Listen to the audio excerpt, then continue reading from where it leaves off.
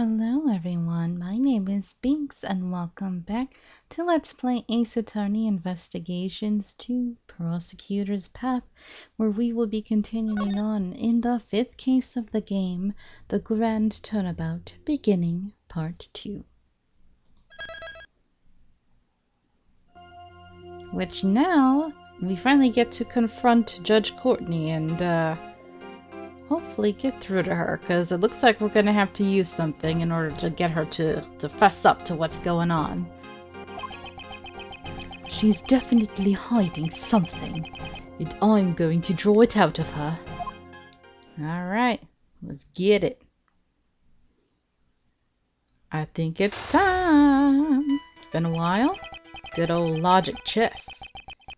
2 nights ago, Judge Courtney met with President Huang.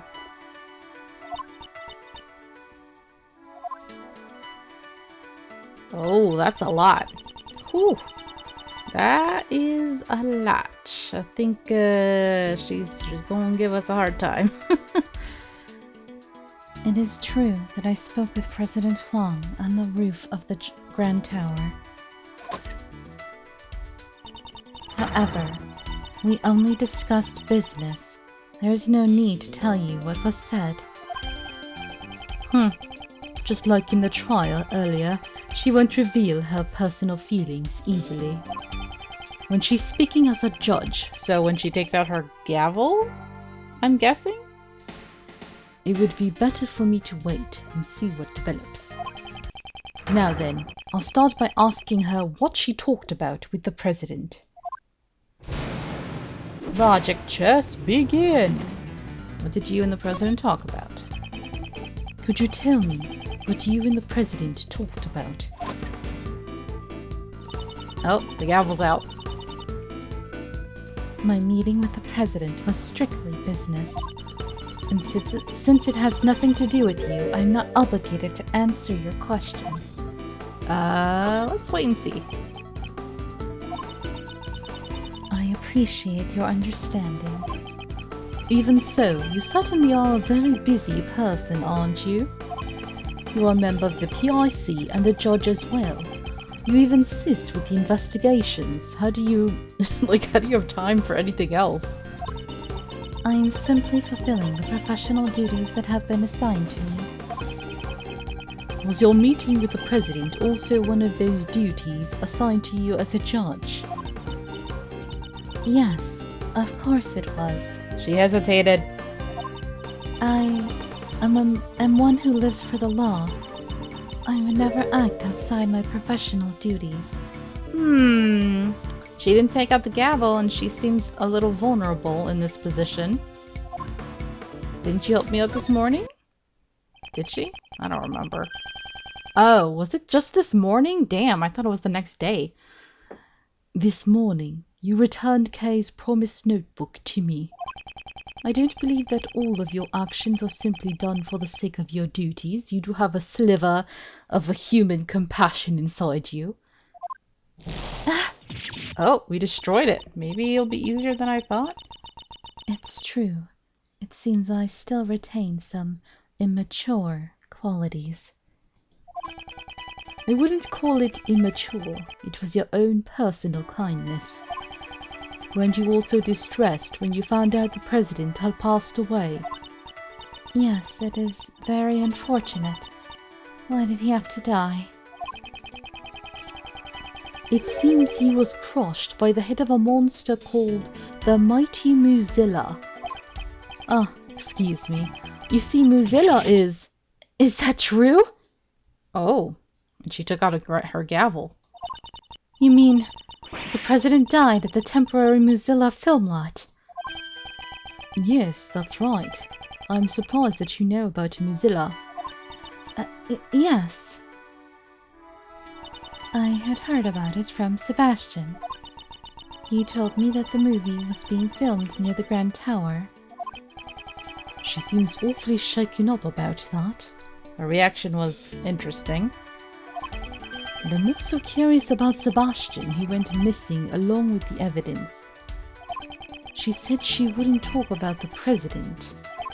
However, I might be able to get her to reveal her secret through another line of questioning. Yeah. Alright. That was easy. She's flustered beyond normal. There must be some reason behind it. Alright, let's ask about it. Franziska may have taken over the prosecution in Sebastian's place, however, as long as he still possesses some of the evidence, the trial cannot proceed. I intend to carry out a fair trial. Oh, judge mode. If the prosecution is unable to present evidence, the defendant must be declared not guilty. You and the defendant are both guilty. Oh, I wish I could say that. I am a judge. I cannot allow my own personal feelings to get in the way. So you're saying you're not the least bit worried about Sebastian's whereabouts? Of course I am. I am worried about Sebastian as well, but... You worried about anyone else? What do you mean as well? You're worried about Sebastian as well. Wouldn't that mean that there is someone else you're worried about? By any chance, would that person have something to do with your unnatural behavior? That's impossible. I'm a follower of the law. I will not be swayed by personal feelings. As a judge, you're only human. There we go. This is something he had to learn thanks to Phoenix, and now he must bestow this knowledge upon her.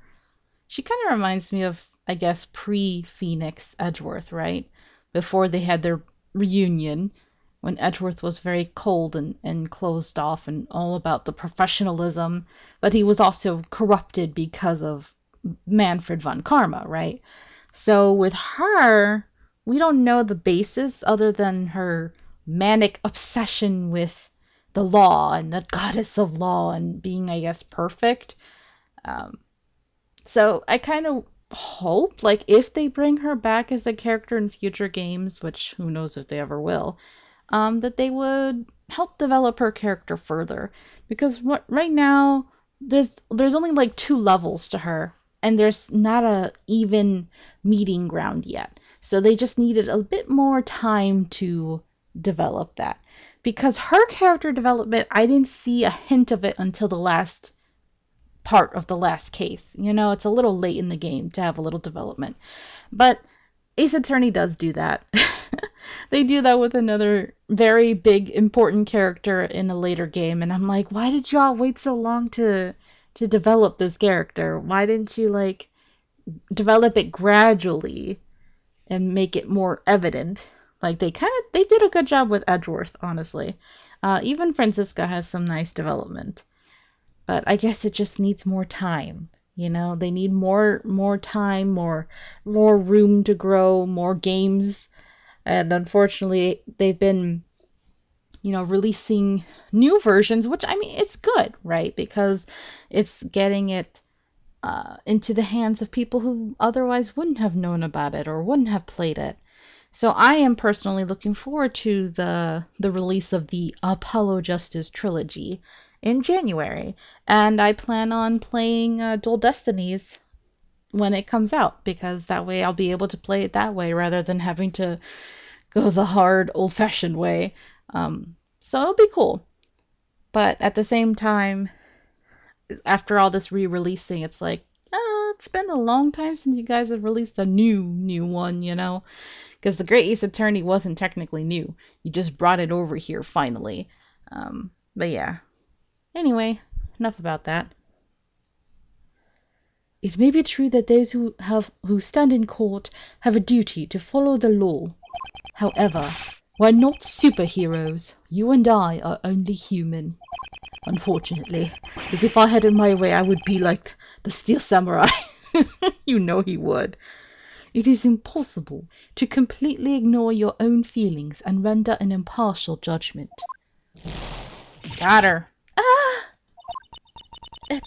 It is as you say. As I am now, I cannot hand down an impartial verdict. Judge Courtney, why don't you tell me the truth? Oh, that's a new look for her. Whoa, like straight up panic. Just what am I supposed to do? For Judge Courtney to become this distraught, I should find out exactly who she is searching for. Okay. Up until now, she has been wearing the mask of a judge. This time I should be able to draw out her true feelings. Who are you searching for? Excuse me.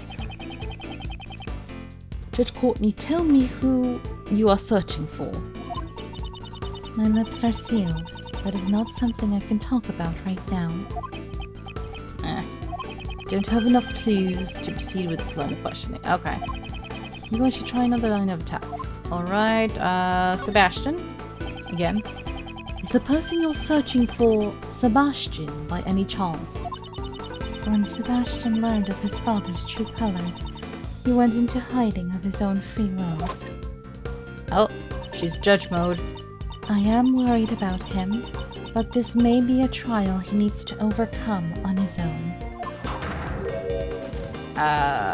Wait and see. How heartless of you. Since he went into hiding of his own accord, he could return whenever he wanted to. Could it be the person you're searching for is unable to return under their own power? Uh-oh. In regards to that, my lips are sealed. I am unable to talk about it right now. When I think about what might happen to that child if I talk. Child? There's only one child that we know of right now. Who is that child you speak of? That child? Could you tell me who you are referring to? It's nothing. Please, pay it no mind. Judge Courtney's expression has changed. It seems I've managed to uncover a clue. Okay, Mozilla. What the frick? That's a dumb question, but I don't know if we could proceed with the top one yet. Are you searching for the mighty Mozilla? I don't have the time to play along with your jokes right now. Yeah, maybe I screwed up. I don't know. Was this a throwaway comment? Doesn't seem like him. It's not a joke. Just a moment ago, you were surprised to learn that the president had been crushed by Mozilla, correct? I was simply surprised by the president's cause of death. To think that he passed away at the temporary film lot, of all places. What's wrong with where he died? From the way you're talking, it seems you have a problem with where he died. That's not true. It's just for the president to have passed away at a film lot, a place where dreams are made. Oh. I just thought it would be better if the movie's cast and crew remained unaware of the truth. That's an odd thing to point out. A staff member found the body? I'm very sorry to say this. However, the movie's cast and crew are already aware of the president's death. I encountered a female staff member and John Marsh at the crime scene. No! How could it have come to this? She seems to react strongly when it comes to the staff of the Mozilla film. And a certain child's name came up. Uh-oh. Certain child who, if I remember correctly, they were searching for before. This could be a useful clue. Alright, who are you searching for? Judge Courtney, tell me who you are searching for, even though I kind of already know. My lips are sealed. That is not something I can talk about. Let me try using that clue. Could it be that missing child? Could it be you're searching for that child who has gone missing?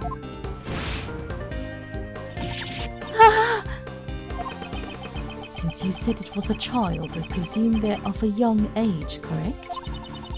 I simply cannot answer any questions about him. Him! That boy has nothing to do with you or the president's assassination. Let me try using that clue. Is he involved in the movie? Earlier, when Muzilla was brought up, it seemed to be a sensitive topic for you.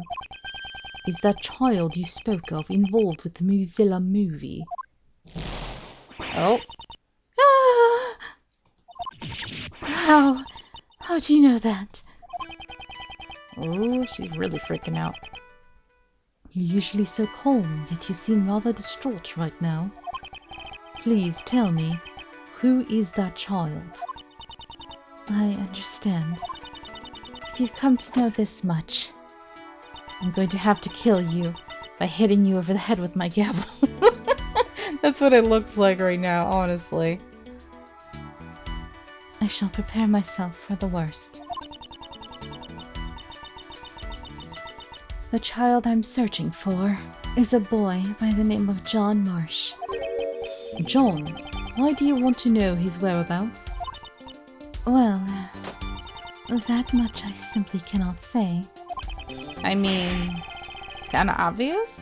They have the same hair color, the way she's acting. Judge Courtney, didn't you say you were prepared for the worst? She's still gonna make you drag it out, bro. Sorry. Even if you don't intend to talk, I'm determined to expose the truth. That is my resolve. Alright. Why is she searching for John? I must get her to tell me the reason. Are you a fan of his? When it comes to these, when there's 3 of them, I'm thinking it makes more sense to choose the one that seems not connected, per se, as directly. And then you gotta, like, work your way up towards the main question. Could it be that you're a fan of John Marsh? Yes, that's right. I am a fan of John Marsh, the famous child actor who has been called a prodigy. That's an unexpected interest? Maybe? I'll expose all of your lies for what they are. Oh wait, no, she had the gavel out. Ah, stupid. She wasn't acting very judge-like, but I should have seen she had the gavel in her hand. That was stupid. Prosecutor Edgeworth, I don't have time to play along with your jokes right now. Ugh, God, she took it as a joke. I should avoid making further useless remarks. Ouch! That was a lot of time. Oh no. I must read my opponent's reactions and emotions and strike with the right words. My bad. Fan? Yeah, la la. She said yes, but she took out the gavel. Ugh, I'm dumb. Fan of John Marsh. I don't know. I was so busy reading the words, I didn't look at her posing. Wait and see. Okay. I knew his movie was being filmed in front of the Grand Tower, so the temporary film lot had been on my mind. I see. I suppose a fan would be curious about that. Did you know that John was at the temporary film lot?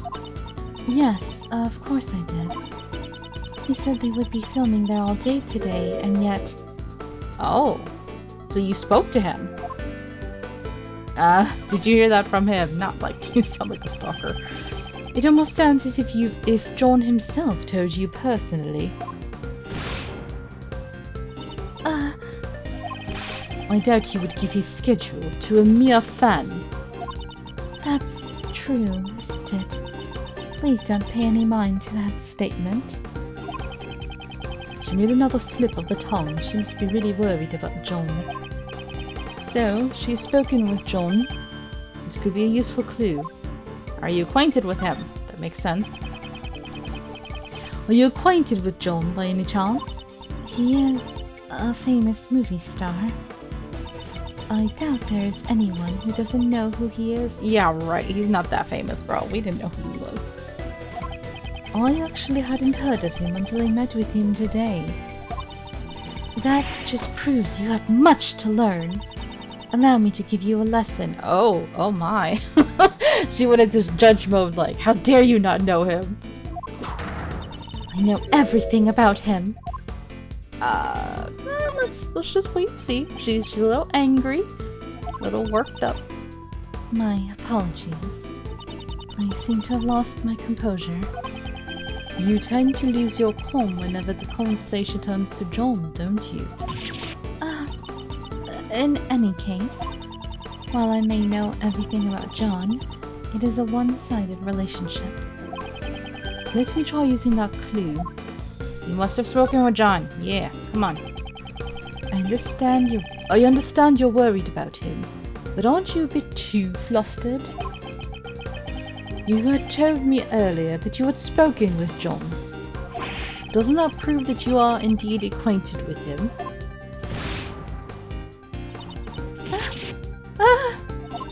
How could I have committed such an indiscretion? It appears that John and Judge Courtney are acquaintances. This could be a vital clue. Where is he right now? Actually, we are searching for John as well. Do you happen to have any idea where he might be? Why would you think that I would know where he is? John and I, there is no connection between us. Come on, girl. Let me try using that clue. You must be acquainted. I don't know what kind of relationship you have with John, but at the very least... Ooh, excuse me. The two of you must be acquaintances. Eek! What? That's so... Hard to imagine her saying eek, but she has been freaking out a lot. Judge Courtney, won't you allow us to help you in your search for him? Help? No, that won't be allowed. Who won't allow it? The so-called goddess of law? The person who knows where that child is. Paparazzi, no. A kidnapper. There we go. I see. Finally, I've connected all the pieces of the puzzle. And what's bad is he was with us at the lot, and then he just suddenly disappeared, so he was literally kidnapped right under our noses. That's horrible. The reason why you cannot easily talk about John, it was because someone kidnapped him. Isn't that right? Okay, she's screaming. Judge Courtney, I would like to hear the truth from your own lips. I understand. This time. I will truly be prepared for the worst. It is just as you deduced. Someone has kidnapped John. As I thought, there was a kidnapping. Still, how is John's kidnapping related to you in any way? John and I are mother and child. Dun dun dun! What? I was unable to learn much about the conversation she had with the president, but I've learned of John's kidnapping. It was an unexpected result, but with that, it's checkmate. Damn. Never expected her to be a mother. Logic chess complete. What? John is Miss Courtney's son? No way! I mean, he's already so big for him to be your... Remind me. I remember I was shocked because she's really young. Yeah, she's pretty young. She's 26, so... Wasn't he already like 14 or 13? Yeah, 13. That's...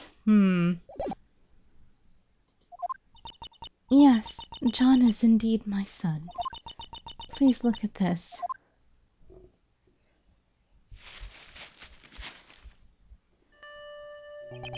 Sad music time. This is a clipping from a magazine. It's an article about John. Do you always carry this around with you? Yes, I always keep it close by. It's like a charm to me.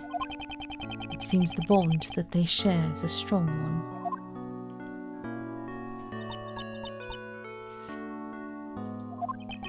How dare they try to make her someone you feel bad for. right? I know at least a couple people who've been watching this LP agree with me that we don't care for her much. Excuse me. But, you know, any mother whose child is missing, you feel a little sorry for them. However, are you absolutely certain that he's been kidnapped? Yes, I received a call from the kidnapper just before the trial started. What were their demands? They had only one demand. A not guilty verdict for Patricia Rowland. Oh no, I'm getting war flashbacks to Justice for All. Ugh, Matt on guard. I see. So that's what happened. Oh my god, was it the killer? Did he do the same thing? Did he kidnap John and now he's holding him captive until the whole not guilty thing? The killer, no, I thought you learned from your past history. Since there's no evidence, that would make me innocent. Isn't that right, Your Honor? That is correct. The prosecution has not produced sufficient evidence to prove the defendant guilty. As such, I hereby find the defendant, Patricia Rowland. She was very quick to do it. So that's why you were going to deliver a not guilty verdict earlier. I am not qualified to be a judge. A judge must be able to remain impartial and composed, above all else. And yet, despite this, in the trial just now, I was about to hand down a verdict that was led solely by my heart. Judge Courtney. The goddess of law must be furious with me. But I simply couldn't do it. I couldn't hand down a fair verdict if it meant I had to sacrifice my own son. Objection! Of course you can't! Kay. A real parent would never abandon their own child. If that makes the goddess of law angry, then maybe the goddess is the one who's wrong. The goddess is guilty. Guilty! Isn't that right, Mr. Edgeworth? Indeed. To declare a goddess guilty, are we going to be punished for this? We're responsible for upholding the law, but at the same time we are only human. Nobody would hand down a verdict that would sacrifice their own child. Thank you very much, Miss Faraday, Prosecutor Edgeworth. However, I cannot simply run away from the courtroom. Can't you? Well, I was gonna say, can't you have another judge step in? But they would say, hey, you're clearly going against your word, and we're gonna kill your son, blah blah blah. So she can't do that.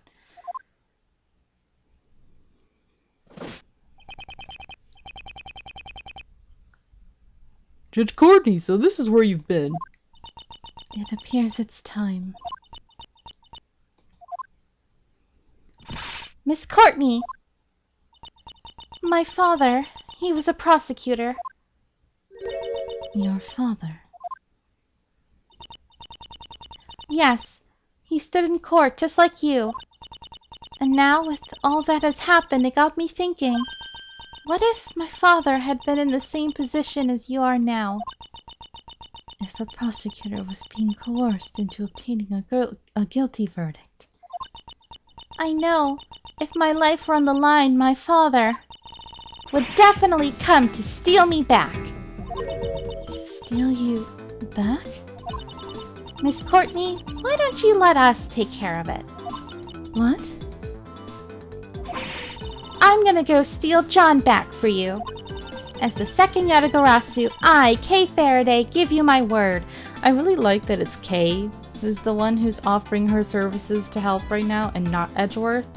I feel like, you know, as a woman-to-woman kind of thing. And also because, you know, that way Edgeworth doesn't always be stuck in the role of, like, male savior, blah, blah, blah. I just find it more heartwarming and wholesome having it come from Kay, so I'm happy they did this. So, the great thief Yatagarasu plans to steal the truth, huh?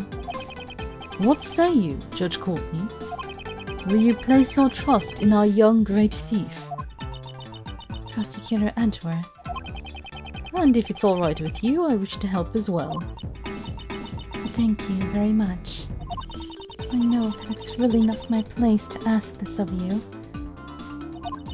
But please, do whatever you can. Please save John. You got it. Just leave everything to us. Allow me to leave my cell phone with you. Aw, it's cute, little Mozilla. You may get a call from the kidnapper at some point. You have my word. We will ensure the safe return of your phone, along with your son. This reminds me of the first game when he had to deal with the kidnapping situation. Although that was fake. And I will do everything in my power to prolong the trial. But even then, at most the trial can only last for about 2 more hours. That's a long guess, actually. 2 hours, huh? So until 2 p.m. That's our time frame. I must return to court. Miss Faraday, Prosecutor Edgeworth, I shall leave the rest to you.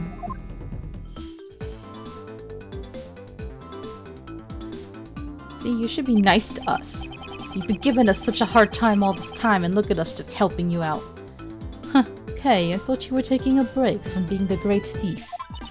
As of right now, the Great Thief Yatagarasu is back in business. Alright, time to put on the gloves, even though you're already wearing them, and hit the pavement. It's my first request, after all. That's so. In that case, we better begin our investigation post-haste. If we hope to track down John... Where'd he run off to? He might have just gone back home. That's right. I mean, it doesn't look like they're going to get any filming done today. Or he may have run away. We should probably begin our investigation from the front of the Grand Tower. Hey, hold it, Mr. Edgeworth. You're not the one in charge anymore. From here on out, this is a job for a great thief, which means I'm the leader now. If that's the case, then what am I supposed to do? Mr. Edgeworth, you get to be the first ever Great Thief's assistant. How the tables have turned! So, I'm a thief's assistant now? My job has changed a lot. Alright, let's get going. The Great Thief Yatagarasu takes flight once again. Cute. Alright, I think this is the perfect place to leave this episode. Okay, I'm sleepy. Alright, thank you guys so much for watching. I hope you're enjoying this, and until next time, have a nice day. Bye-bye.